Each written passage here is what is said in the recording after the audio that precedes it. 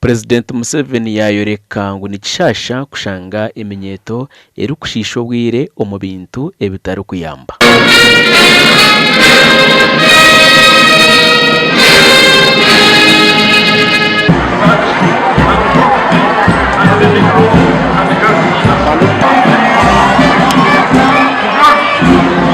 Mbwenu okukushemerwa okubuyayo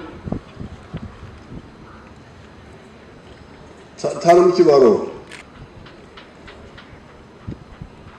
kuri kugumishiriza wayetwara rero kushanga washenye enku ezihamire ezinorkara.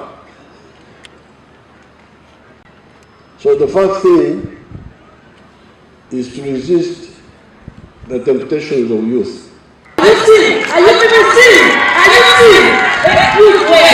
Museveni yayongera yahabura abana b'ishomero kukwatisa emishomamani kandi begendesereze okukuratira enyikiriza zitine mugasho. Concentrating on your studies so that you get knowledge but you also get qualifications. Now thirdly, ideology.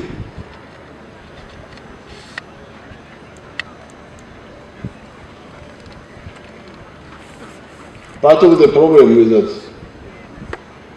the youth, some of the youth get wrong ideology.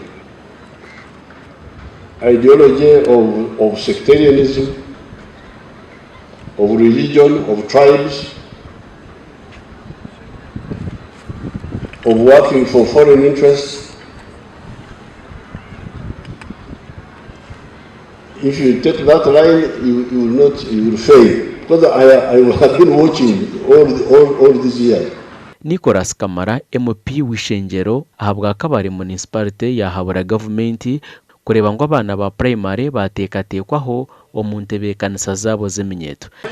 We have a group which is always neglected as the youth, and this is the primary school level.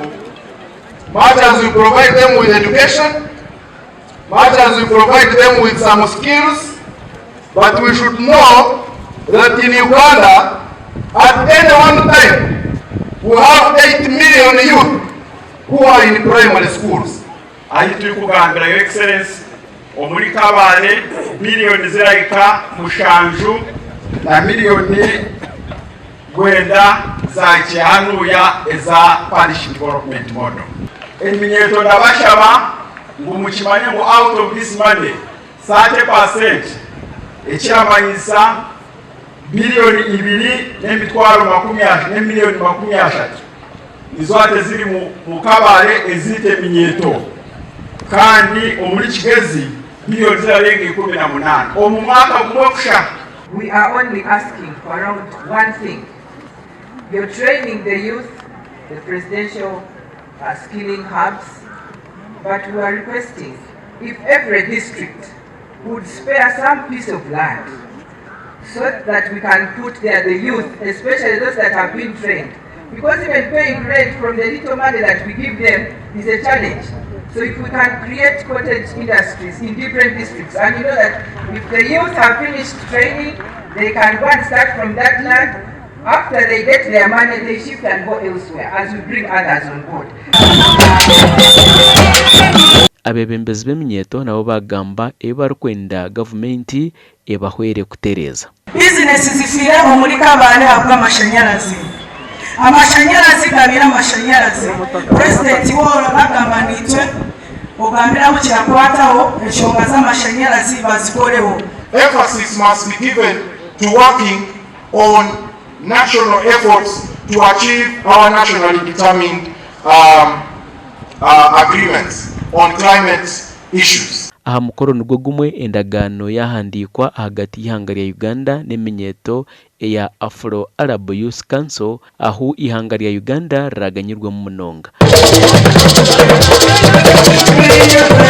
Omukoro gw'umwaka ogu gwabagutebekanisibwe ahansi y'omutwe Accelerating Recovery from COVID-19 and Full Implementation of 2030 Agenda, the Role of Youth. ekirukumanyisa ngu eminyeeto neyo kwejunisa kuhwera ihanga kuruga omu buzibu obwareesirwe COVID-19.